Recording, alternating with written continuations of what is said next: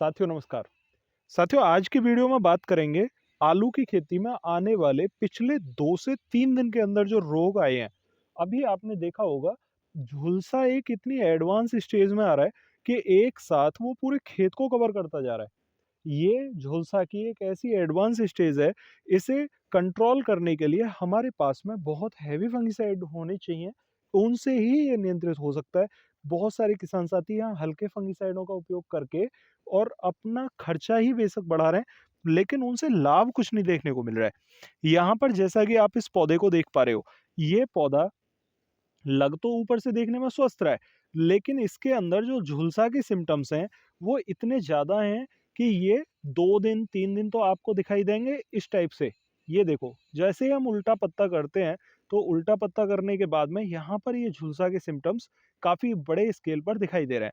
अगर हम सीधे पत्ते की तरफ से देखते हैं, तो ये झुलसा के सिम्पटम्स बारीकी से देखने पर दिखाई दे रहे हैं, लेकिन पौधे में अगर ऊपर से देखोगे, तो ये ज़्यादा दिखाई नहीं देंगे।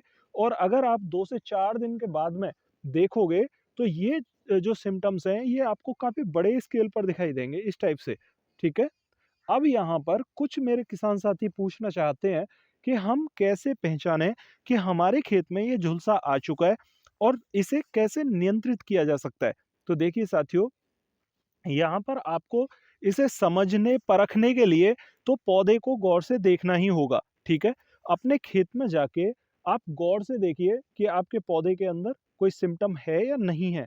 जैसा कि आप यहाँ पर इस पत्ते में देख पा रहे हो। इन पत्तियों के अंदर ये काफ़ी सारा झुलसा है, ठीक है? ये। इस टाइप के जो सिम्पटम्स हैं, ये सभी झुलसा के सिम्पटम्स हैं।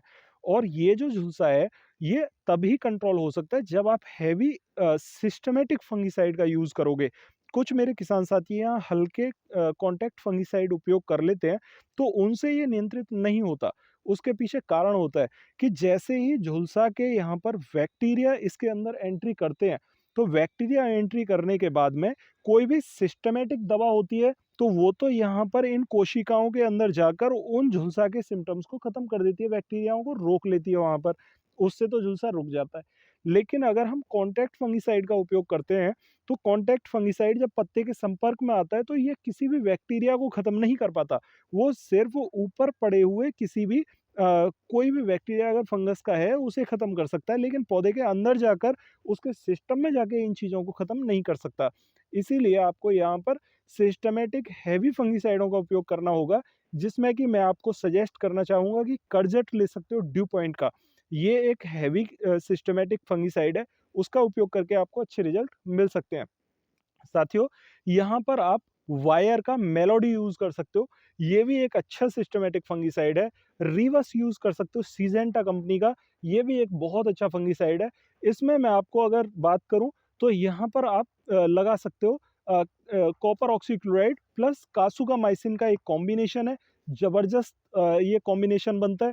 इसकी अगर मात्रा की मैं बात करूँ यहाँ पर, तो 250 ग्राम आप यहाँ कॉपर ऑक्सीक्लोराइड ले सकते हैं और कासुगामाइसिन आप यहाँ 250 एमएल मिक्स करके दोनों को स्प्रे के माध्यम से दे सकते हो। ये भी एक ज़बरदस्त फंगिसाइड बन जाता है और इससे आपको लाभ और एक देखने को मिलता है, जैसा कि मैं आपको दिखा देता हूँ कि जैसे कोई भी पौधा है, ठीक है? ये पौधा है, इस पौधे के अंदर अगर हमारी पत्तियों पर झुलसा आ जाता है, ये झुलसा का शिकार हो गई हैं पत्तियाँ, ठीक है?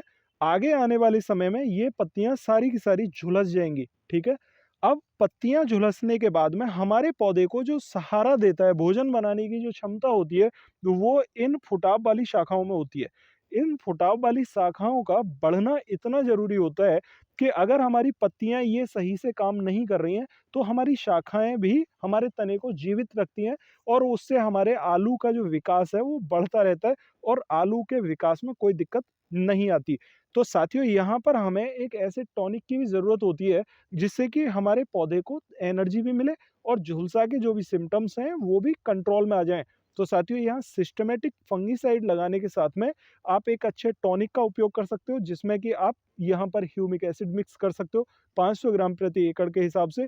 वो भी एक बहुत अच्छा यहाँ टॉनिक का काम करता है, बूस्टर भी अच्छा है।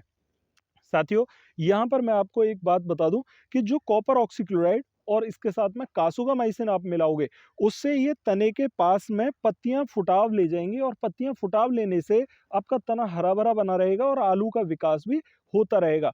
दूसरी एक और बड़ी बात बता दूँ, कुछ मेरे किसान साथी पूछना चाहते हैं कि हमारा आलू अभी 65 से 70 दिन का हो चुका है। अब 65 से 70 दिन के आलू पर हम आलू के फुलाव के लिए ऐसा क्या लगाएँ, जिससे कि हमारे आलू का फुलाव भी ज़्यादा हो और हमारे आलू में जो दाने रखे हुए हैं, उनमें छोटे दाने की संख्या कम हो जाए। तो साथियों, यहाँ पर एक बात मैं आपको बता दूँ कि ऐसा हमें एक प्रोडक्ट लगाना होता है, जिसके ज़रिए से हमारी पत्तियों के अंदर जितना भी पोषक तत्व है, देखो दुनिया का कोई भी ऐसा प्रोडक्ट नहीं है, जिसे आप स्प्रे के माध्यम से लगाओगे या मिट्टी में बुरकाव करके लगाओगे, वो इस नाल के ज़रिए जुड़े हुए दाने को सीधे कहीं से कोई पोषक तत्व दे देगा। ये आएगा नाल के ज़रिए से ही निकल के, ठीक है? जो भी आपके आलू का बढ़वार होगी, आलू का फुटाव होगा, वो सारा का सारा होना पौधे के ज़रिए से ही है और पौधे के अंदर लगे हुए जितने भी पोषक तत्व होंगे, वो धीरे-धीरे ट्रांसफ़र होके आलू के अंदर जाने हैं, ठीक है? तो ऐसे प्रोडक्टों का उपयोग आपने करना होगा कि जो पौधे के अंदर लगने के बाद में पौधे के पोषक तत्वों को आलू तक भेज सकें, ठीक है? इसके लिए आपको 0050 का उपयोग करना होगा। अगर आपका आलू लगभग 70 दिन का हो चुका है और आपने आलू की अगेती खुदाई करनी है, ठीक है? यानी कि 85 दिन पर, तो आप यहाँ पर 0050 का उपयोग कर सकते हैं। उसके अंदर आप बोरॉन मिक्स कर देंगे। बोरॉन से क्या लाभ देखने को मिलेगा कि आपके पौधे के अंदर जो ट्रांसफ़र की प्रक्रिया होगी, वो ज़बरदस्त होगी और इससे आपको आलू में जो भी फंगस या आलू के ऊपर हमारी चिट्टी आ जाती है, आलू में दाग धब्बे हो जाते हैं, वो नहीं आएँगे। आलू आपका साफ-सुथरा रहेगा।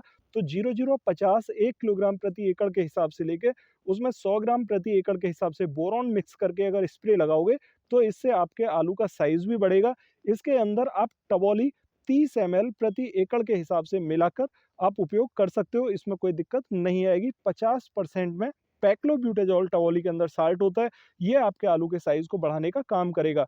तो 15 दिन के अंदर आपके आलू का साइज़ भी यहाँ पर लगभग दोगुना साइज़ आपको देखने को मिलेगा। साथियों, इस टाइप से आप अपने आलू का साइज़ भी बढ़ा सकते हैं और दूसरा आपके पौधे के अंदर जो जितना भी झुलसा है, उसे कंट्रोल कर सकते हो। आपके पौधे के अंदर जितने भी पोषक तत्व हैं, उन्हें आलू तक भी भेज सकते हो। इस टाइप से आपके आलू का उत्पादन ज़रूर ज़्यादा देखने को मिलेगा। अगर आपको फिर भी कोई क्वेरी हो तो कमेंट बॉक्स में पूछ सकते हैं। अगर चाहते हैं कि ये दूसरे किसान भाइयों के लिए वीडियो अच्छा साबित हो, तो उनको शेयर भी कर सकते हो। साथियों, मिलते हैं फिर दूसरी वीडियो में, तब तक के लिए नमस्कार।